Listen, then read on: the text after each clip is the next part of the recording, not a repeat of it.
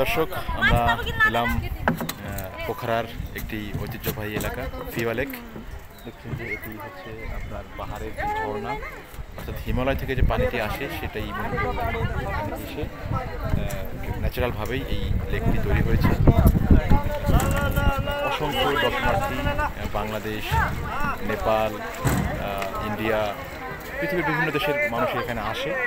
আমরা আজকে সকালে একজনের সাথে কথা বললাম, যিনি অস্ট্রেলিয়া থেকে এসেছে। একজন কথা বললাম, তিনি আরও একটি দেশ থেকে এসেছে।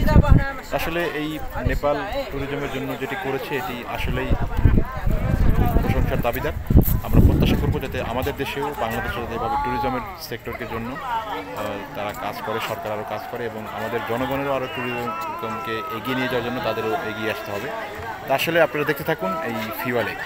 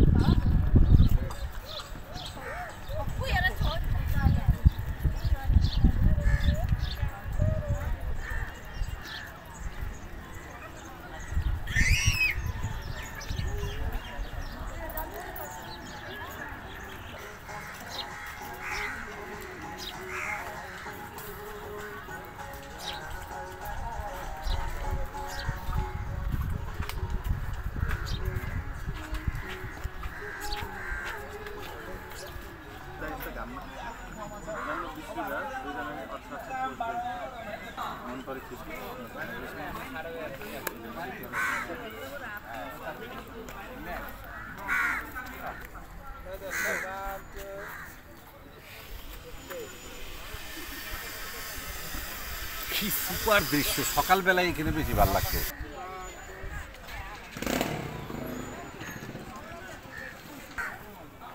দেখছেন এরা হয়তো ট্রেকিং করবে আর কি।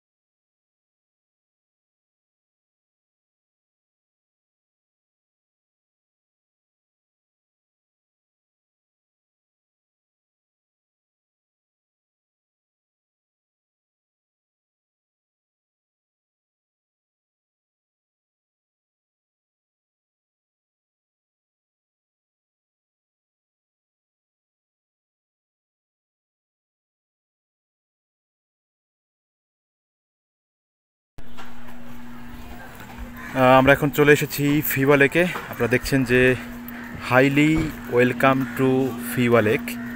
এটি হচ্ছে এই কি বলবো যে নেপালের এই পোখরার যে সাইটগুলো রয়েছে সেই সাইটের মধ্যে সবথেকে অন্যতম একটি দেখানোর চেষ্টা করছি ফিওয়া লেক। এখানে অনেকেই বাংলাদেশের থেকে এসেছেন, আমিও আজকে আসলাম। খুব ভালো লাগছে এসে।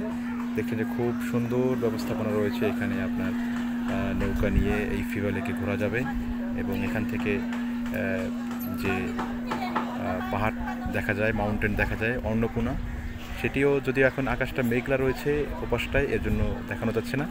তবে আমরা সকালে কিন্তু আপনার কি বলবো যে আমাদের হোটেলের ছাদ থেকেই আমরা দেখতে পেয়েছিলাম অন্নপূর্ণা রেঞ্জ।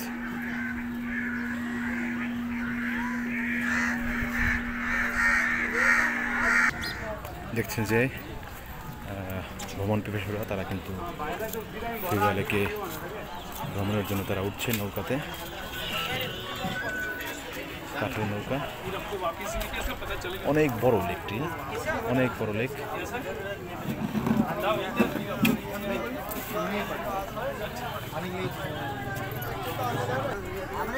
দেখছেন যে অনেকে লেকের পানিটা খুব ঠান্ডা হয় যেহেতু ঝর্ণার পানি, পাহাড়ি ঝর্ণা থেকে মূলত